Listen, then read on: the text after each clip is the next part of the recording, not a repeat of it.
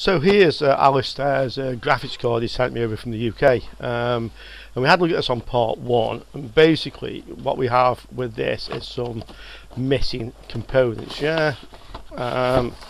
So basically one guy sent me a schematic which for a gigabyte board, which is not the same as this one, unfortunately. So that didn't help me to determine the missing parts. I asked on Badcap's forum, and on this occasion nobody seems to know the answer, which is, unusual for Badcaps, but never mind, it happens. So I thought what we'd do is we need to see if we can do something with this. And we have here missing a transistor and then some sort of 5-pin device, which I think might be a logical AND gate or something like that. So let's have a look at the little circuit diagram I drew out when I was trying to work out what the problem was here, and let's get this on the computer and measure some voltages to see what's actually happening with the card. I suspect the missing parts are basically part of the circuitry which controls the VRMs and powers the card up, and I'm thinking probably without those parts the VRM for the main the GPU core won't be powering up. So okay, let's get us onto our test rig and let's have a look to see the voltages around where these missing parts are and see if we can actually determine what's going on and maybe find a way to fix it. Okay, so if you saw part 1 of this video, this is effectively the circuit that's broken. So there's a 5-pin device which I don't know what it is, but I do know some of the connections. So I know we'll call this which way shall we go? 1, 2, 3, 4, 5. So pin 2 drives a transistor. This transistor was also broken, but I had the transistor, or at least 3/4 of it, so I know what the part is. It's a 1AM2, and there's a lot of other transistors in the area, same. So it appears that this drives the base of this transistor via 210k resistors. So when there's a voltage here, I'm assuming this is an output from this chip, it turns the transistor on. There's a capacitor here, and I'm thinking there's a signal coming out on the collector. This area of the circuit I haven't traced, but I'm pretty sure to make any sense out of this will go to a resistor and some sort of positive supply, or if not positive supply, some sort of signal which is high, which has a high voltage on. So that's how it is. So when you turn this transistor on, the voltage here will go down to 0 near enough. When the transistor is turned off, the voltage will go up to whatever is on here, although I haven't traced it. I'm pretty sure pin 5 is a power input on this chip, and it has a capacitor on ground, but I'm not 100% certain. It could be one of these two. It's not this one, this is ground. Could be one of the others, but I think it's probably this one. So what we need to do is to power this up, and let's actually mark some voltages on this, so we can see what we've got with the parts missing, and then let's see if we can effectively fabricate some sort of circuit to make this work. This is the layout of the board, so you can see this is where the 5-pin device is broken off. This middle pin 2 comes to the 2 resistors which go to the transistor base. The transistor is broken off. Collector emitter. This is ground. So we know that much. This goes to a capacitor, and it's all which goes to ground, and it also goes to like a little via here, which is why I'm thinking this is probably the power supply input. With the capacitor's ground, you normally have like a 100 nanofarads there, 0.1 microfarad. And the same on this collector, is probably something like that. These are just as effectively stop noise, decoupling capacitors. And then that would leave these two as being inputs, but this goes to a via. So we can check. Let's have a look. So let's measure some voltages around here, and let's put them on our circuit diagram, and then hopefully we can get a little bit further with this. This is our test rig. It's a socket 775, nothing amazing. old Asus motherboard. It's off one of my old PCs I built around 2006 actually, and still have this board. Yeah, so I'm going to use to test the graphics card. I find the easiest way to do this is to use this extender. So this is a PCIe extender cable, and then I've got this cardboard cut out, if you like. It's cut out from a cardboard box. You can see it's just shaped. It has a hole here if I want to put the post analyzer card on as well. And we can bring it over there and position it right there. You go. So we can now put the graphics card on here. This is much easier for probing around, testing voltages. Yeah, it's much easier for us to do what we want to do here. So let's power this up, and then let's look at this 5-pin device with the missing pins effectively, and see what voltage we have. I can get to all pins. I've got a couple of resistors that go to the pin that's actually missing, so it's not going to be too difficult to test this. Yeah. So I have this ready to power up. I want to see if this is getting hot at all. I mean, I suspect there's no V-core, but we don't know. So I'm just going to measure from ground on these capacitors. So these capacitors should be on V-core. So one end we should see ground, and the other end should see a low resistance. So that end is saying like point, it's just wandering around a bit, get a good connection. About 1 ohm, yeah. And what's on the other end of them? About 2.5, yeah. I suspect the meter's just not zeroing properly. Try to get a better gram connection. That wasn't a very good one. Okay, so we have 1.8 ohms here, and we have 0.3, yeah, which is how my meter zeros. Okay, so this point here should be V-core. I mean, 1.8 ohms minus the 1. It's about 1.5, you know, minus the 0.3. Yeah, that's good. So let's power this up. Put some power on.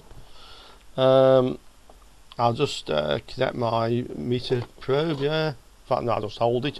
So let's switch it on first. I just want to see if it's getting hot. In which case, I'm going to switch it off. Yeah. That's cold so far. Yeah. Yeah, there's the PC saying no graphics card. This is cold, which, as I suspected, it's not powering up, yeah? And we can have a look on here. So there's no V-core, yeah? So we know that's safe, it's not going to get hot. I mean, I can just stick a little heat sink on the top, but it's not going to help a lot anyway. I thought, no, let's not bother. It's cold. So there's no V-core, which makes me suspect this is part of the enable circuit, yeah? So what voltage do we have down here? I'm going to have to use the magnifier, I'm afraid, so you won't exactly be able to see me probing it, but I'll write them on here, yeah? So let me just get first. So first of all, I'm going to go to pin 1 of this chip, yeah? Just get onto the ground connection. So pin 1 is the missing chip. I just find it, where is it? Yeah, here we go. 0.23, so I've obviously got a connection, yeah? So pin 1 is low, that's 0. Let's make a note of that and just check, yeah, this is still cold. Find myself a pen, 1 moment guys. I've got my pen. So pin 1 has 0 volts on, yeah? Isn't even, damn it. That's 0 volts, yeah? Pin 2, the pad's broken back and go down to the resistor it connects to. I traced it through on here, yeah. So this end of this resistor, yeah. So this pad's actually been ripped off, but we can fix that. We can figure out what this thing is, yeah. Okay, so let's go to the resistor again. And this is the end of the resistor. Just get a connection to ground. I expect it to be low. Yeah, near enough 0 volts. So coming out is 0 volts. The fact that this is broken, the fact this track is broken here anyway, you would think that would be the case, yeah? Because there's a 10k pointer to ground. Okay. Pin 3, this should be ground. I know it's ground because it I measured it to ground with the resistance meter, yeah, so probably not much point measuring this one, but let's go. So pin 3, just for completeness, yeah, pin 3, ground, 0 volts exactly. Pin 4, I'm thinking is an input, pin 4.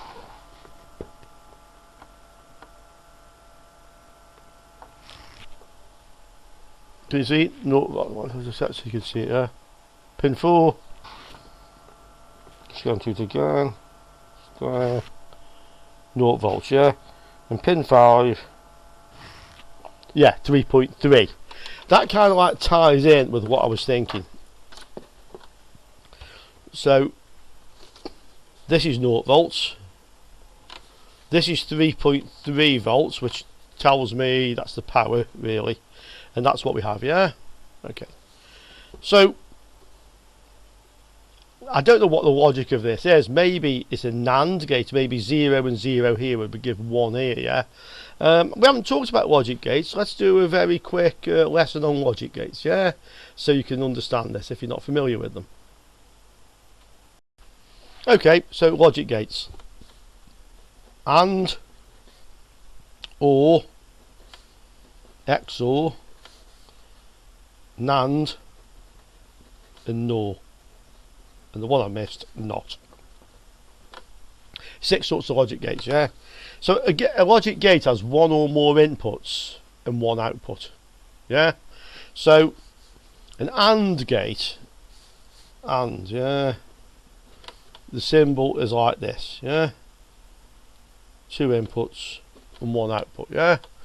And basically with an AND gate, both the inputs have to be high. So high is the same voltage as VCC, yeah. So on ours we know 3.3 is VCC, so it's a 3.3 gate, yeah. So if you put 3.3 on here and 3.3 on here, that and that, you'll get 3.3 on here, yeah. But the way we work with logic, the 3.3 VCC, we call it 1. So VCC is 1, yeah. And ground, if you like 0 volts, we call it 0. So if you've got 1 on here and 1 on here, you get 1 on there, yeah. 1 and 0, so high there and low there, this is low, yeah. Low there and high there, this is low, yeah. Low there and low there, this is low. So that's the AND gate, yeah. This is called a truth table, by the way. I'll just show you quickly. We're doing a 5-minute lesson here, yeah. So a truth table. So for an AND gate, yeah, you have input A, yeah, input B, and output, okay.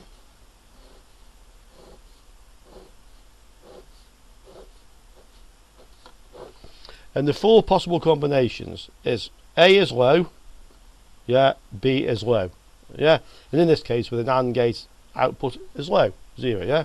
A is high, B is low, this is low. A is low, this is high, this is low, yeah. A is high, B is high, this is high, and that's called a truth table, yeah. That's an AND gate. Let's look at an OR gate. I'll probably need a bigger piece of paper, yeah. OR gate.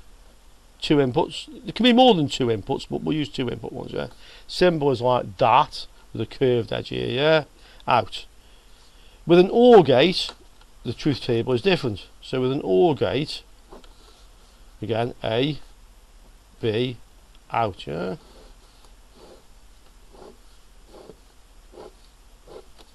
And the answer is the name, OR. So, A is low, B is low, output is low. Yeah. A is high, B is low, output is high. Yeah. A is low, B is high, output is high. So it's OR. That one is high, or that one is high, the output is high. On an OR gate, if both are high, it will be high. Okay. That's your truth tables. Let's look at an XOR, yeah. So XOR. XOR symbol is like this, yeah. Okay. And again, 2 inputs, 1 output. A, B, out. Yeah. I hope I don't run out of paper before I can finish this. Okay. So with an XOR, this stands for exclusive OR, yeah? So basically it's the same as an OR gate apart from the last option. So low, low, output is low, yeah? High, low, output is high.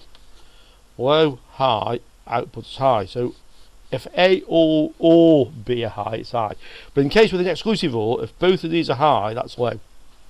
That's the difference, yeah? With a normal OR gate, if they're both high, it's still high. Exclusive, both high is low.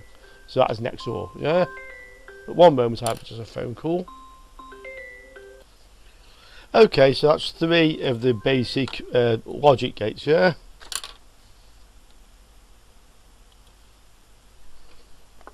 And OR and XOR, exclusive OR. Let's have a quick look at the NOT gate, yeah? NOT gate. This is dead easy. NOT. The NOT gate, the symbol is that, yeah? And it only has one input and one output, yeah? And the output is not the same as the input, yeah?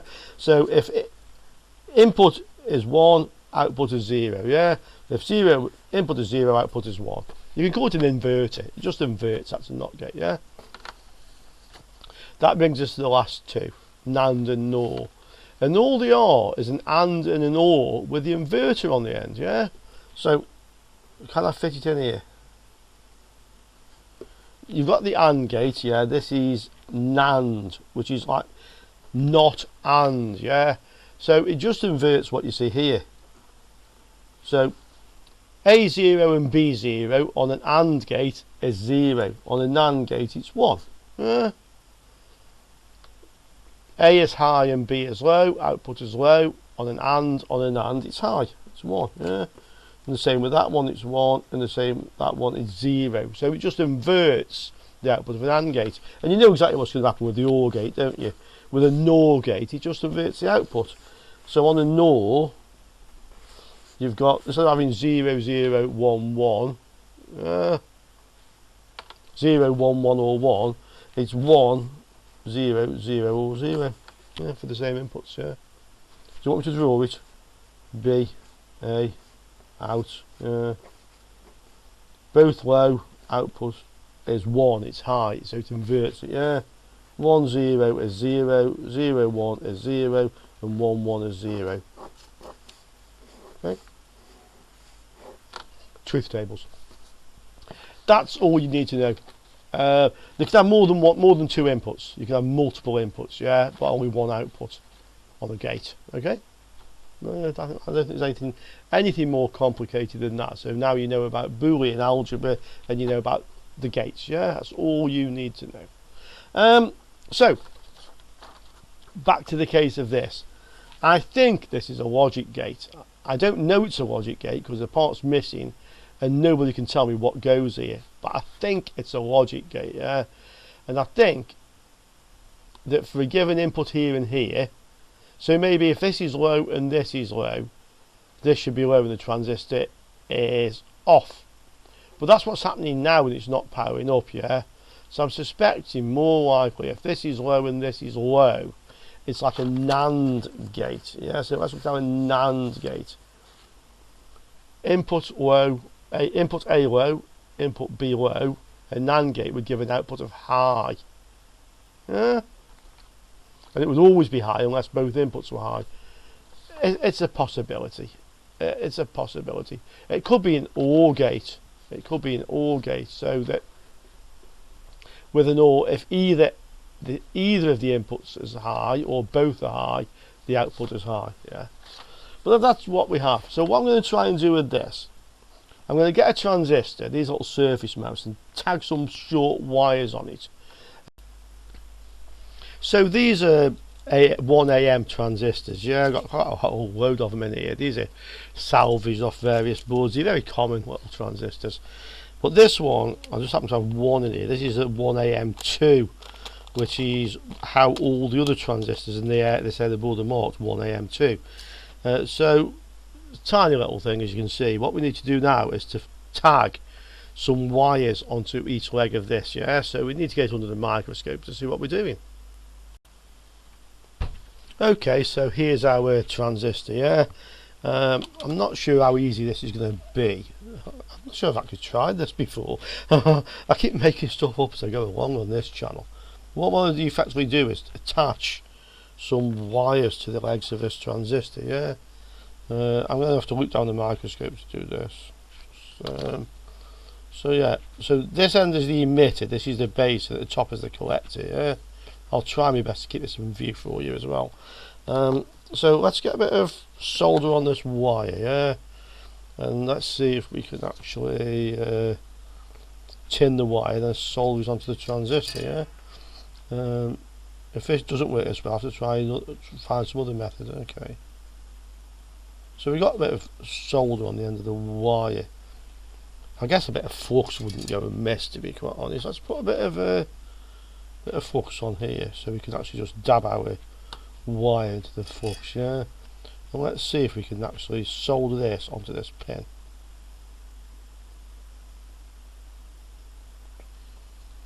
Not on the first attempt. That's how I keep it in view for you. Not on the first attempt. Maybe if we can like kind of like tin this thing a little bit, yeah.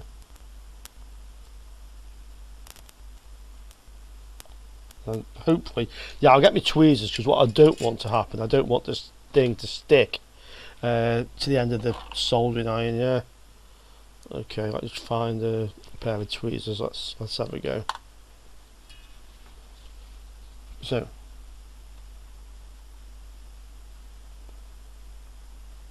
I want some solder now, of course. Let's see if we get some solder onto the pin. Yeah, that's got some solder on there. That's good. Right, got some solder on them two pins. Yeah. Of course, now it's probably stuck to the end of the tweezers. Now it's stuck to the end of the cutters.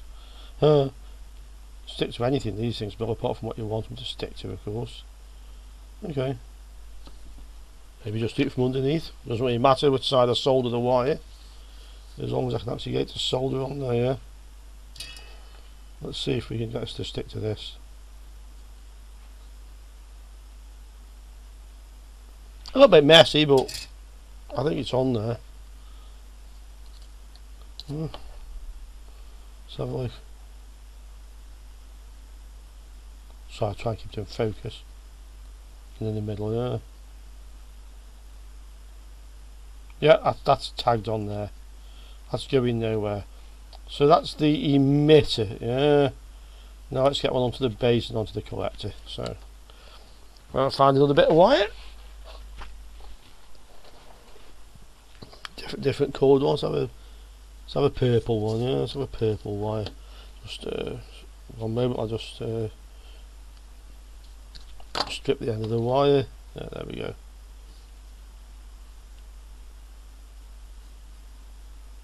Okay, so once again we'll do the same sort of thing. So we'll trim that short, yeah. Little dob in that little bit of flux that we've got there. Well, let's see if we can just solder it, yeah. Come on. You see the sleeve shrinking back, that's not a problem. Okay. That's our bit of wire. So this one, let's try and stick it on from this side, yeah. Let's just see if I can keep that pin down. Let's see if we can solder this to this base, yeah. This may be not the easiest way to do this, but let's go. So I need to hold that onto there. Let's attack that with a solder now. Let's see if we get to stay, yeah.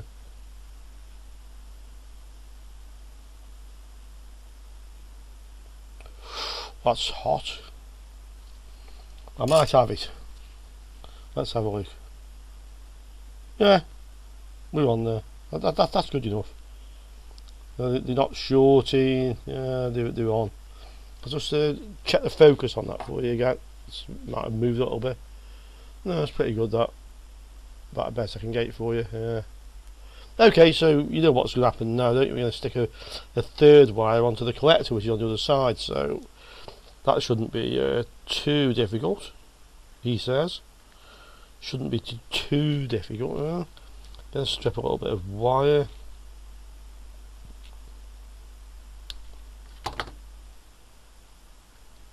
Right.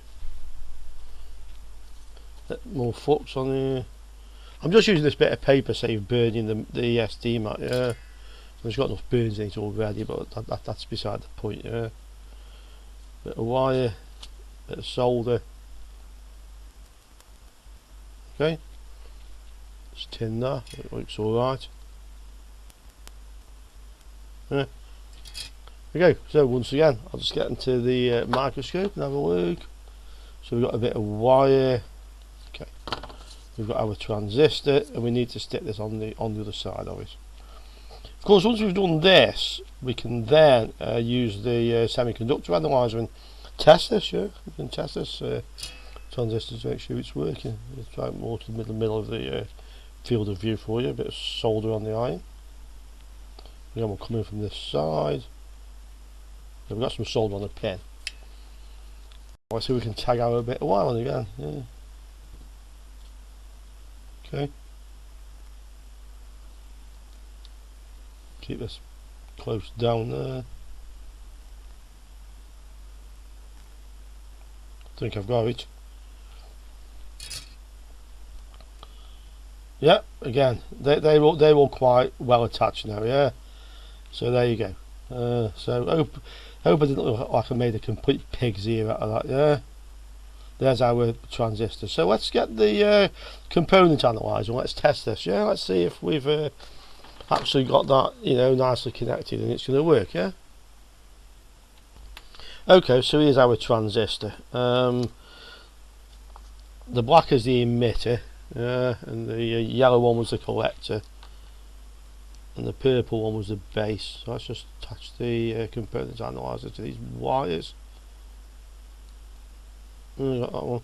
And then let's see if the transistor is actually functional. Yeah. Okay, that's all three tagged on there. What we got? Yeah, NPN silicon transistor. That's what it should be. Blue is the emitter, which is the black wire. Green is the base, which is the purple wire. And yellow is the collector. Yeah, so that worked out okay. So we have collector equals yellow, base equals violet, and emitter equals black. Yeah, there you go. So we can now solder these wires to the points on the GPU where the transistor should connect to. Yeah. So let's do that. Let's get that done. Okay, so you can see where the transistor should go. Yeah. The collector, which is this middle pad, you can see all the pads stripped off. Yeah. That goes to this end of what I believe is a missing capacitor here. Yeah, and I think that's another missing capacitor. We think that's the VCC, the power to this chip. We know there's power there. Yeah. I didn't actually measure the voltage on here, but after we fitted this, we will do. Yeah. So the collector goes there. The base goes to the junction of these two resistors here. I might need to do this from the other side, but I might get it on from here. Let's just see. Yeah, that fastens well. So that's the base, and that actually goes up here. See, the middle pad is broken off. Yeah, that goes to the end of this. Is this actually? I'm wrong there. I'll just check. I think the base goes to the junction this side. I checked before. Oh no, middle pad goes to this end, and the junction is both this end and the bottom one. That's ground. Yeah, so that is the base. The collector, sorry, the emitter, can go to ground, and there's plenty of grounds around here. So it doesn't really matter where we fit it. But one place I know there is ground because I measured it through before. Well, there's obviously pin 5 up there. That's ground, but this point here is also ground. And that's just like a nice, easy place to attach our emitter. Yeah, just on there. Okay, so let's just put the black wire on there, and that's our transistor wired in. Yeah, in a rather lash up sort of way. Very Heath Robinson, as he says. Actually, I might stick it on here. It might be easier. It might be easier to stick it over here because I don't want it to short. I get a little bit of flux on there as well, actually, just to clean that up a little bit. Yeah, I've got a bit of a mess there now. Bit of flux on here, a bit of flux here as well. Just tidy this up. So probably just by drawing the soldering line across, it's good enough. Yeah, there's the two pads, and we can connect our. That's the solder. Our black wire, the emitter, can go up on here. Yeah, I'll try coming more to vertical sort of angle. Well, a bit iffy that it was pulling at the pad. I didn't like it. Actually, this is earth. Well, this is ground. Let's see. Because obviously I don't want to strip any more pads off this than we have done, yeah. Well, say we have done, that somebody's already done, yeah. You got a bit of solder on here? Yeah. That's a good ground then. I didn't want to rip that pad off, but basically all this one, yeah. So, there you can see we've attached our transistor. So what we can do is now we can power this up and we can measure the voltage here. I'm assuming there's going to be something like 3.3 volts on here because the transistor would be switched off, yeah. And then what we can then do, just find something to point with. So we can measure the voltage here, yeah. Expect it to be 3.3, and then we can put. I'll just check these two inputs, this one and this one, with an oscilloscope. Make sure there's no signal coming in here. But the fact they read 0 on the voltmeter makes me, or near enough, makes me pretty 99.9% sure there isn't. Yeah, but I'll just check there and there. And if this is just a 0 volts, we'll try and put in 3.3 on here. So what we're going to do is, this output of this is either going to be 0 or 3.3 or some sort of pulses, yeah? If there's no pulses coming in, it can only be 0 or 3.3. With the thing missing, this is 0. But what we can do is we can attach that to 3.3, yeah? From there to the 3.3, which is actually the collector, and we can force this transistor to turn on and then see if the VRM powers up or not. So that's the plan, yeah? So let's get on with it.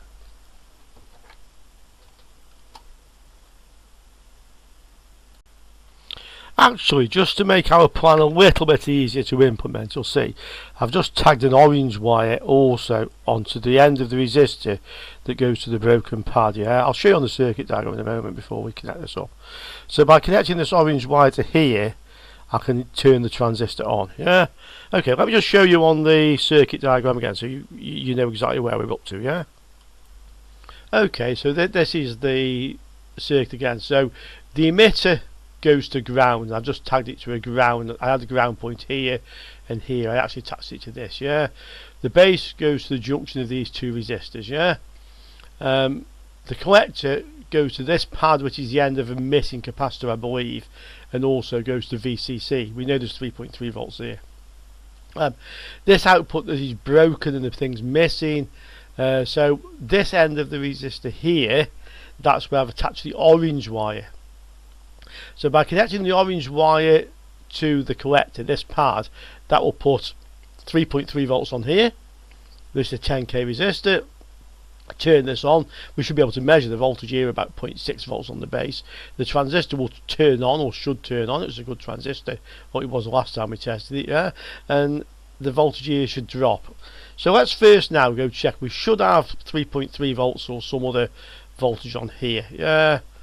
And naught on here, and then say we can power it up, we can attach our bit of wire, and we should see the voltage here drop, and this go to about 0.6. Okay, let's try it.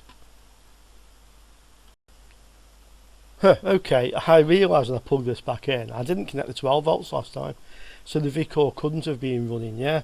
But all we've done here really is effectively solder the transistor. It might be that the two inputs we thought to the 5-pin device are wrong, yeah. So let's have a look again. So first thing we want to determine is, do we have VCore, yeah, which is here. So let's have a look to see what we've got now. Oops, meters off the end of the screen, yeah, but in fact we do have VCore, I believe. Nothing there. Yeah, 1 volt VCore, yeah, and VRAM I'm guessing is over here. 1.5 volt, yeah. So we do have VCore, we do have VRAM. I've got my heatsink on here. It's not getting hot, it's warm, a bit warm, yeah. So let's have a look what's happening now on the little 5-pin device, yeah. Yeah, there's just bleep to say it can't find it, yeah. So this is one of the inputs, yeah. This is the pin that's connected, the orange wire. So this effectively is the output from this device, and yet there's 3.3 volts on that getting from somewhere, yeah. So that means the transistor should be turned on, and the yellow, which is the collector, should be low, which it is, 0.16. So that transistor is now turned on, yeah. That's not getting bleeping again, so it can't find the card. Let's have a look on the inputs to this device then. So this is pin 1 input, has 3 volts on it, yeah. Let's just switch this off. This is pin 1 of the 5-pin device, which I think is some sort of gate, yeah. So pin 1, let's just switch it back on again. Get connection on it again, and I'll power it up. This is pin 1, yeah. So what's on here? 3 volts is on here, yeah. Let's just see if that's stable, or if sometimes during the boot sequence it might change or anything.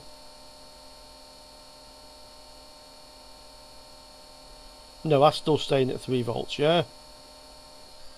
Okay. The other input then is pin 4. So let's have a look on pin 4. Yeah, bleep say it's not there. Let's just make sure that there's still now it's bleep, yeah. Yeah, 3 volts, okay. Pin 4 of this device. That's low, yeah. Can we shut it off with a button? Yeah. Shut the PC off. Let's power it back on again. I want to see if it starts low.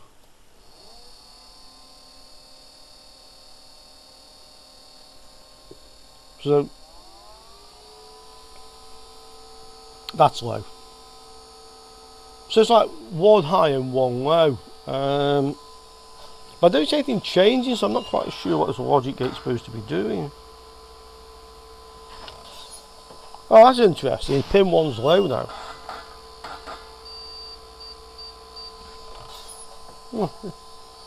Pin 1's changed. Let's go again. Switch it off. Switch it back on. Pin 1 is high, so at some point something changed.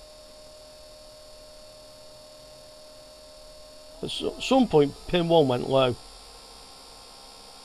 I'm not sure how long it took to do that. Yeah, there, you see? Right, let's go back to our diagram again, yeah?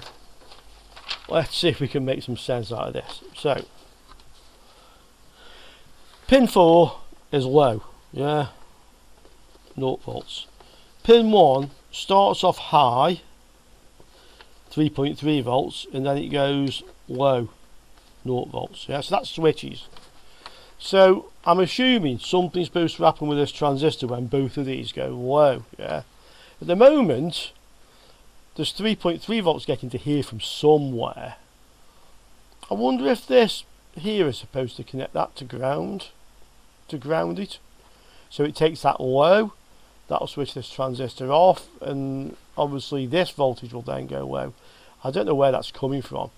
I think I'd first check to make sure that this 3.3 volts isn't connected to the power rail, yeah? So that's the orange wire to pin 5. I don't want to be shorting out the 3.3 volt power rail, yeah? Let's have a look. Let's see if we can check that on the meter.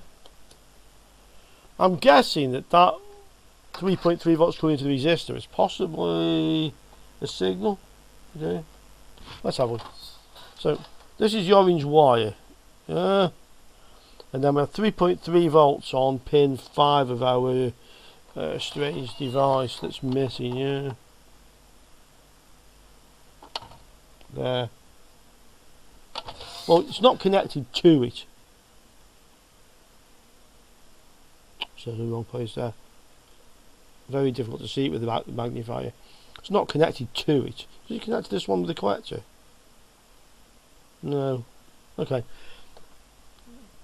So that 3.3 volts there, yeah, I believe we can connect this to ground, to low, to force this. And I think we should do it when we see this change. Yeah. So when we see the voltage here change, I think we should then connect this to ground to simulate this turning on and see if it powers up or not. It's a bit of an off chance, but yeah, I think that's what we need to do. That's what we need to do. Okay, so it's looking possibly, and this is a lot of supposition, yeah, that this is low and then this is high, then goes low, and I'm just guessing that when this goes low, this should go low, yeah. Not only switching this transistor off, but also sending some signal back down here. This 3.3 volts isn't connected to the 3.3 volt supply, not this one anyway.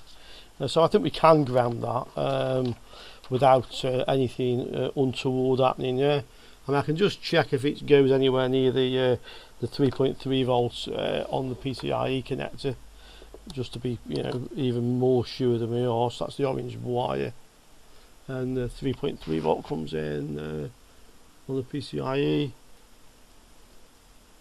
No, it doesn't go over that way. I think we're going to have to, you know, go with the best as we can with this, and basically wait till that signal goes low on here, and then ground it. Yeah. Sorry, wait till the signal on pin 1 goes low, and then ground this. And if that doesn't work out, let's ground this first and before that goes low and see what happens. Yeah, that's the only probably way to actually do anything with this. Yeah. Okay. So due to the lack of any more information and the best diagnosis we can make, let's do it. So black lead to ground. Yeah. Let's get onto the pin 1, the one that's switching between 3.3 and 0. So I'm on pin 1. Yeah. Get us ready to go. I'll be interested to see if it does that after the bleeps, by the way. Yeah. Power on. Pin 1 again. Sorry, I keep using this to see where I am. Pin 1 again. Yeah. Boot her up. 3.3, and when this drops, I'm going to ground this pin. Yeah.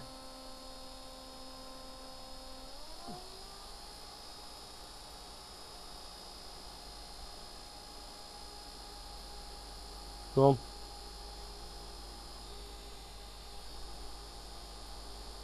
Come on. Taking a very long time this time. Oh, don't tell me I missed it just at the point I took it off there. We can do it again. No, it's there. This time it stayed, yeah. This time it stayed. No bleeps though. It's like there's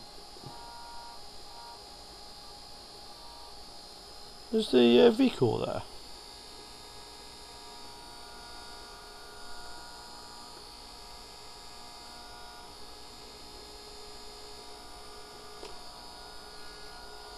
No, I haven't done anything, but like it seems to have changed the what's happening. Yeah.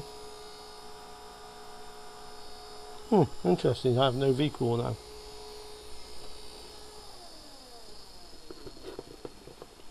No bleeps and no V-core this time.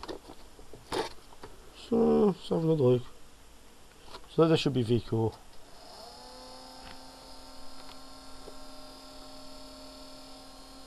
Yeah, I've got V-core now. Do we get any bleeps? And what happens over here?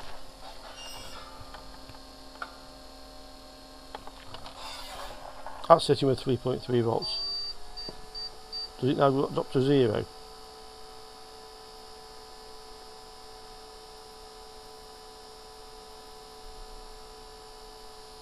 No. Nope, it doesn't. So it's like this is not always behaving in the same way. That just makes our life even more difficult. Yeah. Oh no, it's gone low. Right, take this leg. Well, nothing happened. Nothing happened, yeah. I mean, nothing bad happened. Nothing good happened.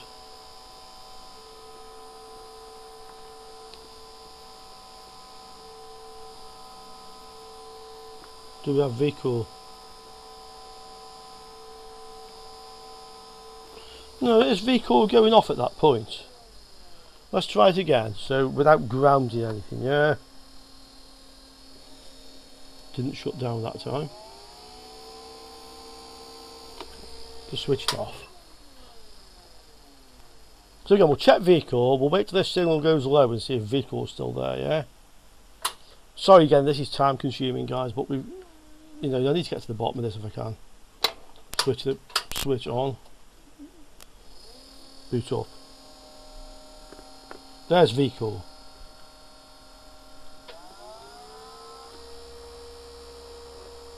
There's 3.3. Let's go on to the pin 4 of the little missing chip. Yeah, pin 1, sorry. There.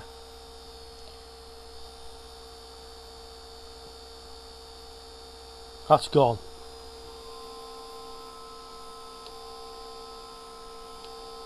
Yeah, it looks like when that goes off, vehicle goes off. Yeah, can't see any vehicle now. Okay, we're getting more to the bottom of this. So it seems to be that it was kind of waiting something to happen, yeah. So I'm going to switch it on again, and then before that goes down, I'm going to put the ground onto this and see if it boots, yeah. In fact, I might actually monitor vehicle while I do it to see what happens, yeah. So let's pause on that. Maybe like something's timing out, yeah. Vehicle. Power. Give it a few seconds, yeah, and then let's ground this, yeah. Now. No. 3 bleeps. Vehicle is still there. 1 bleep. Nothing on the screen. 1 bleep. That's interesting. We got 1 bleep out of it. Don't have a picture out of it. Well, switch the monitor on. That was a bit more promising. I mean, we got 1 bleep out of it, yeah. This is getting a bit warm. No, there's no picture, unfortunately.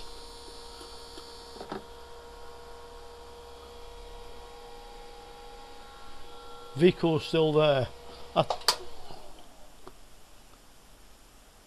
Well, I actually managed to get the card then to detect, yeah. That is quite a step in the right direction.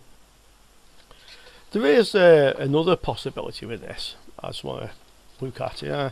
So back to our diagram again, yeah. And we've been assuming all along that this is an input and this is an input and this is the output driving the transistor, yeah. But it's possible that isn't the case. It might be, quite reasonably, that we have here a signal coming in, yeah. 3.3 volts, yeah. Like that, yeah. This is a signal. Okay. And this turns this transistor on and also puts a high 3.3 volts on here. So if you've got 3.3 volts here and 3.3 volts here, that could suggest this is actually not an input at all, but an out. And if this is an AND gate, when this is high and this is high, 4 would go high. Yeah? Now, this made me think when I just realised that, if somebody suggested at one time with this, that could be a particular component. And I'll just show you the component that they thought it might be. And they said, as I was thinking all along, logical AND gate, yeah? So this is a device that somebody did suggest might actually be the missing part that we have, yeah? Let's just go over to the desktop. So the one they suggested was in fact this device, NC7SZ08, tiny logic, 2 input AND gate, yeah?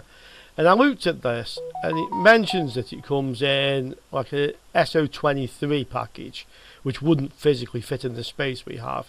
And a micro pack, yeah, I'm not sure what a micro pack is, but it's showing me here. I looked up micro pack, yeah, SC6 and SC17, and I find that that is kind of the layout, and that's like what we have. It's kind of like taller than it is wide, yeah, which suggests that one of these things in that package would fit there.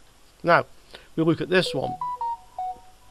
We have an input on A and an input on B on pins 1 and 2, and pin 4 is the output, yeah, and that now kind of looks like what we may well have here, yeah. So let's go back to the bench again, yeah. Let's have a look. So here we are. That kind of fits in here, and it fits in with what I'm saying, that this could be an input that's switching the transistor and also switching this, yeah. And if that is high and that is high, then this should go high, and that's the out. So I think now what we should try with this is to put 3.3 volts on this pin and see what it does, yeah. So get our orange wire and move it from here and stick it over there, and find a 3.3 volts, and why not pin 1, just strap it to pin 1 that's switching, yeah. Well, let's see what that does. It's got to be worth a try. Okay, well, as Sod's law would say, I was just going to try and fasten the wire onto this pad. This is the pin 4, which will now I think may well be the output, yeah, and the pad came off, unfortunately, but I've scraped it back. So that metal there, that is the actual where the pad was, and it goes to a little via here that goes down through the board, yeah. You can think you might just be able to see it there. So that's where the pads come off from, but we should be able to tack a bit of wire on there, and if we can figure out what this part is, we'll be able to repair it. I mean, we've got some others to repair anyway, so one more isn't going to make a lot of difference with this thing, yeah. So what I need to do now is get a bit of solder on this, yeah.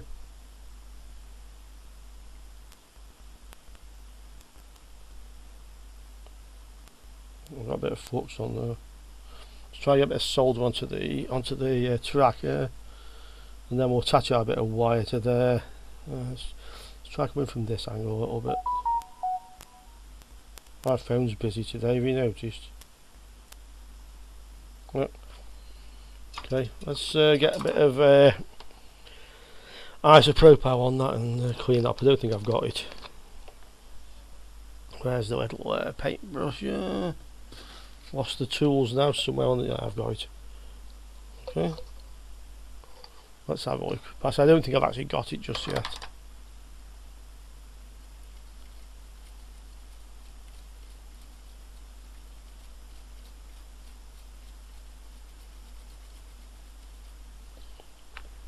So what this will have the effect of is that when pin 1 goes high, this, which I'm sure is the output now, will go high, yeah?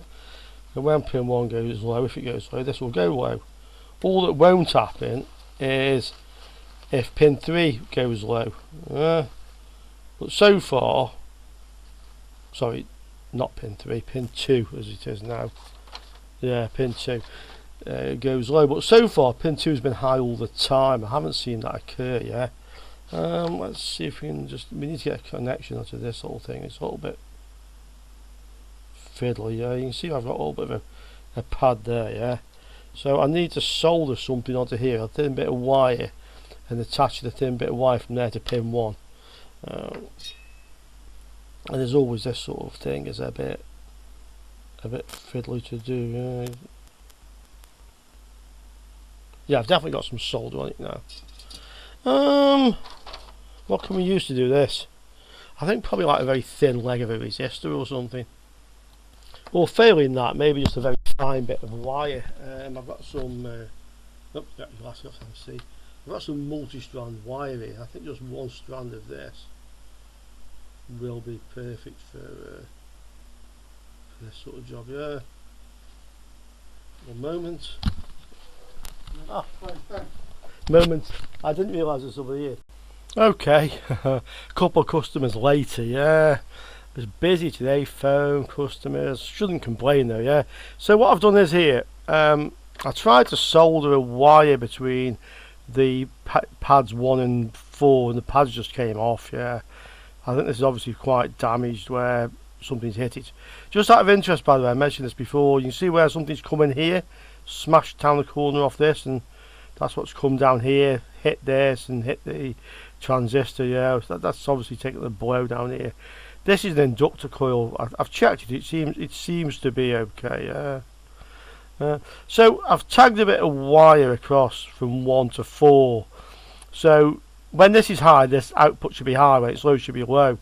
It'll ignore what's happening on this input, but you know that's the best we can do for now, yeah. But as long as this is soldered okay, I think it's got to be worth a try now, yeah. Looks like it's soldered good.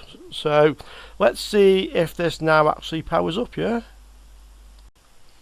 Okay, so it's all plugged back in, ready to test, yeah. So what I've basically done is, now figuring out this is most likely to be an input, yeah, because it's got 3.3 volts and this track's broken, so it can't be coming from there, must be coming from here. And this obviously turning this transistor on, yeah, and obviously going to this. So these effectively 1 and 2 would then be inputs which match that data sheet of possibly the correct chip, yeah. For measuring before, this 3.3 there is there all the time, so this input would be high all the time, yeah, and this one is first high and then goes low.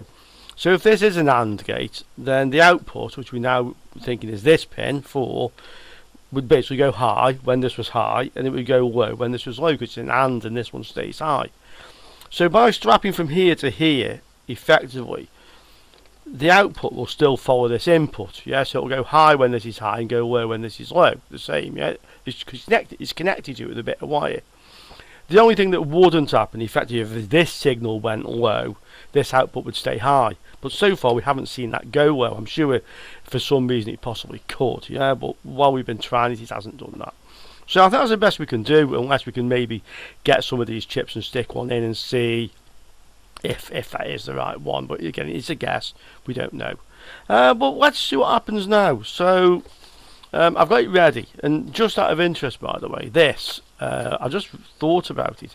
This is off the Athlon XP, the scrap motherboard we had the other day on the last video, yeah.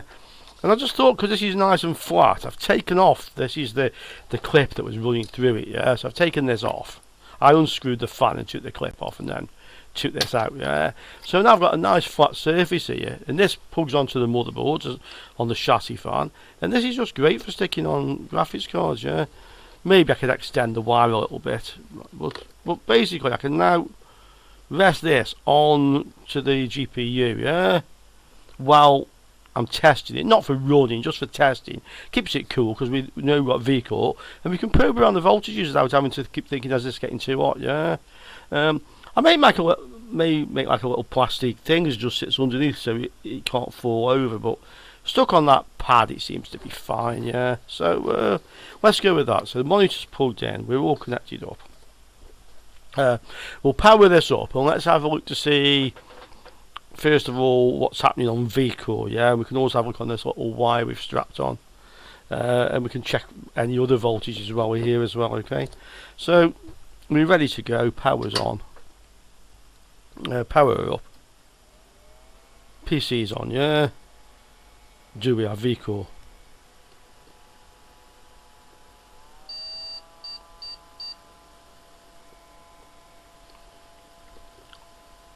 I don't think so. It depends on, I think, oh, another.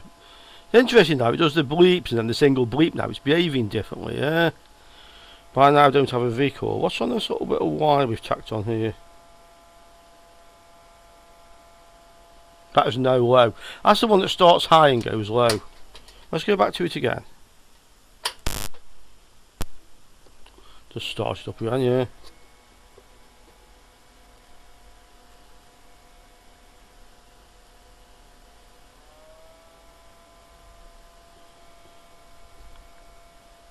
Yeah, it's high.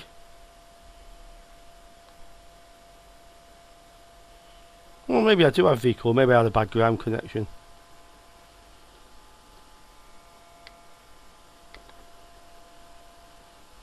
Oh, that's interesting, because VCore is now 0.9. It was 1 before. So something's changed. Switch her off.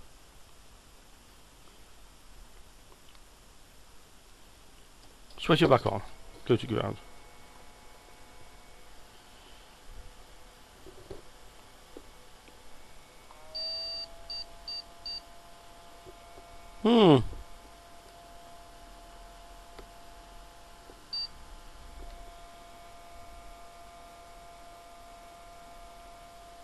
No, that's wrong way. Let's switch it off again. It seems like it's actually controlling VCore now. You know, like before it was 1. And now it's reading 0.9. I thought it was a bit on the interesting side, yeah. I'll stick my ground lead in, so I've got to, don't have to mess with that. Right, let's go again. 3.3 or 3 volts, yeah. 1 volt on VCore. Then it drops to 0.9 as the fan speeds up. This is behaving like the GPU has now got control over VCore, whereas before it didn't. It's stuck on 1, and that's where they're putting that bit of wire in, but it still doesn't work. Still doesn't work. And sometimes it takes a long time to bleep, sometimes it bleeps. There's a little switch up here. Oh, there's a little switch here. I better have a look to see what that actually is, you know. Okay, let's have a quick look what we've got on the other. So there's a voltage regulator here. This is 5 volts, yeah. There's a buck regulator coil here. What's on this one? 0.939, okay. There's one up here.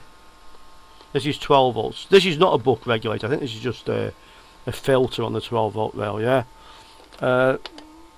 Down here there should be 12 coming in. This should be 3.3 coming in. Maybe the other end of the capacitor. Yeah, 3.3 coming in, yeah. So we got all those. We've got VRAM.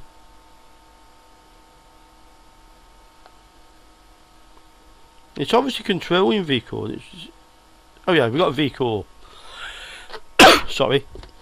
Is there any other voltages that we should have on here? What's on this one here?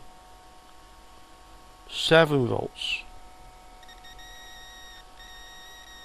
Well, that's a bit suspicious. What's that 7 volts on this one?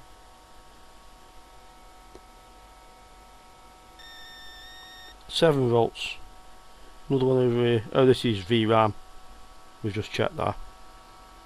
I think this is VRAM. No, VRAM. What's on this one? 12 volts. 12. That's just a filter. This is an unusual one. This one on here. 7 volts. And I don't know what that is. It's not getting harsh. Not drawing a lot of power from it, but why would you have a 7 volt rail on a graphics card? Yeah, why would you have a 7 volt rail? I'm quite happy with the progress so far. I mean, tagging that wire, which is now in fact making this gate work, appears to now allow the GPU to control the VRM, which you expect it to be able to do to change the voltage. So that seems to have done something useful. There's a switch up here. I don't know what a switch is. Let's switch the switch other way. Let's have a look. Can't imagine anything bad's going to happen.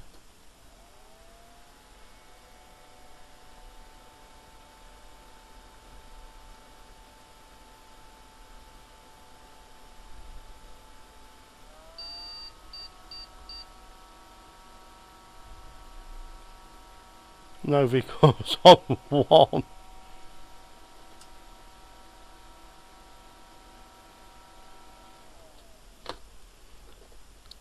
I'm not sure what the switch up here actually does. I suppose I better find the user manual and actually have a look, yeah.